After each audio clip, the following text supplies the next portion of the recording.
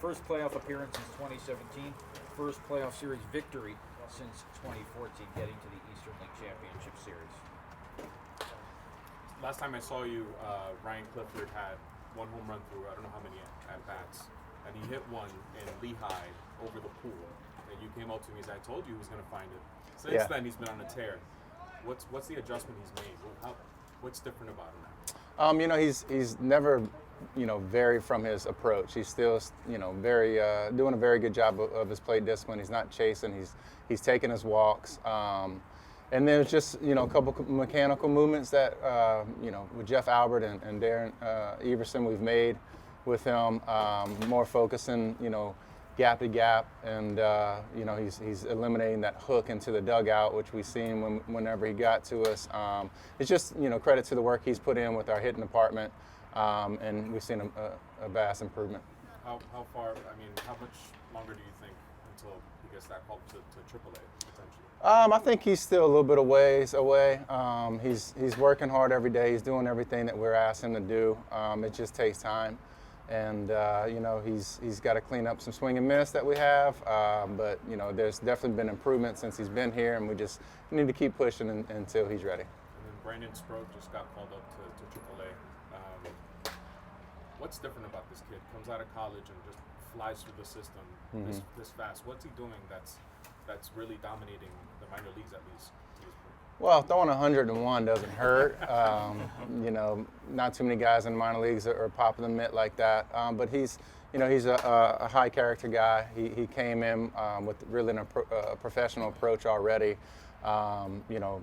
Elite makeup. So, when there's something that needs to be adjusted, he was right on it, changed it right away. But, just his attack was relentless for us. It was really great seeing him.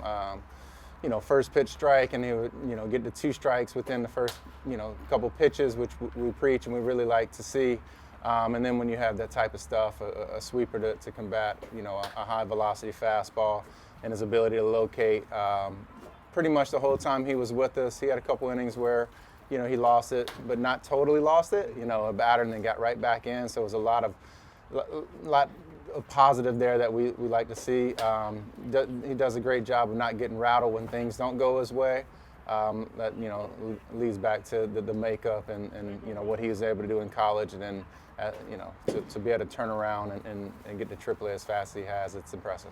With you being a former MLB player, do you have a comp for him? Like, is there somebody that you would compare Brandon Stroke to? A lot of. I haven't thought too much into it, but he's got like Verlander, stuff. I can see that being a comp for him. The ability to light up the scoreboard with the velo, and also have some off-speed pitches to go along with it.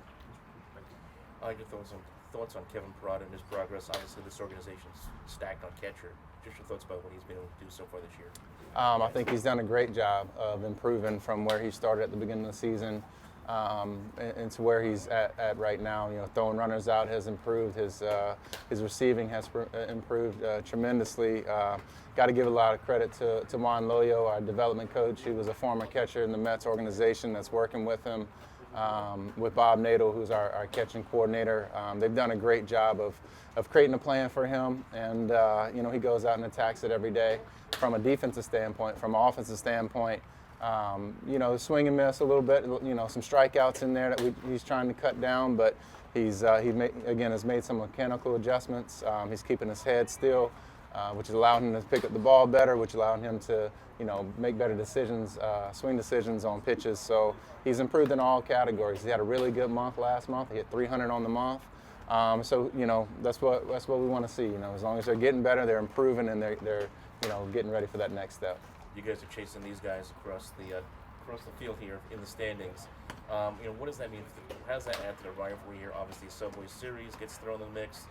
What's the focus right now going to this? It's great playing against Somerset. And they're always competitive. They always have good teams. Raul does a great job getting his guys prepared and ready.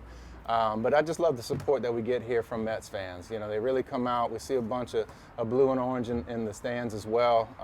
And when we can hear it whenever we have some success here. It's just a fun series. It always has been. I played in the Subway Series with the Yankees against the Mets. So, to be on the other side. Just know how important it is to the fans, and we love the support when they come out and watch us play. How do you think playing in games like this, where you're in the middle of a heated playoff race, how do you think that helps mold some of these guys into future big leaguers and successful ones at that? Well, I think it's crucial to be in this situation, and to learn how to win it's part of development as well. So we had a great run last year. Made it to the championship series. That's the focus is trying to get to that point and play those extra games where there's a little bit more pressure applied, and see how our guys respond. So we definitely want to be in those situations and not miss out. Obviously, but it's a tough division. Portland's playing really well. They have a really good team. Epi does a great job with those guys as well, and like I said, Ro does a great job with his team, and it's going to be tough down the stretch. Yeah, and last year you had a team where at the beginning it's not necessarily off to the hottest start, but in the second half you get a glutton of talent, and then you guys just take off, get all the way to the championship round. What are some things from that season that you take away as a manager that you've been able to apply to this season? Just the fact that you might not always have the best talent all the time, but you find ways to win baseball games, and I feel like that's what we did last year in the first half. We had we were over 500 winning percentage going into the All-Star break, and guys were battling. Our pitchers were doing great.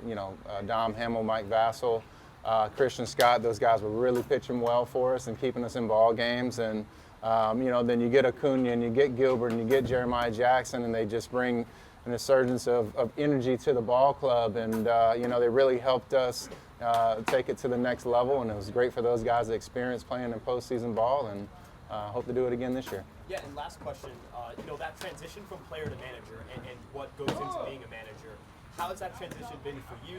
How do you feel like, what perspective you gain managing that you didn't have as a player? It's a good question. I've always tried to be a student of the game when I was playing, but more so now I'm more involved in the pitching, the bullpen, running the bullpen, and being more involved with the way these guys operate on a day-in-day basis. The position player, I lived that for 15 years, so I'm more involved in still trying to learn, still trying to grow as a coach. And really try to be as best as I can for my bullpen and my starting pitchers, that I'm making the right decisions and who to bring in and what situations and either it's high leverage situations, which guys are getting those opportunities to see what they have and see how they respond. So that's probably the biggest thing. Thank you. Obviously, you guys won the first game of the series. What's been the biggest focus so far that you guys really focus on the Somerset side to kind of handle the series the right way?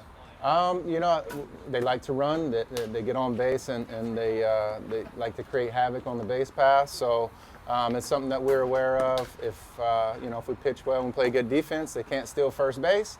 So that's a focus point is trying to end bats early, get weak contact, get outs, play good defense behind our pitching. But that's not going to happen every night. They have a good ball club. They can swing the bats. So. Trying to minimize the amount of stolen bases and letting them gaining 90 feet, trying to eliminate that. Roland McLean's throwing tonight. What went into the decision to get him to eliminate the hitting side of this game, to just make him a one-way player as opposed to a two-way? It was a decision that we made together. Nolan had a lot of say-so in that department.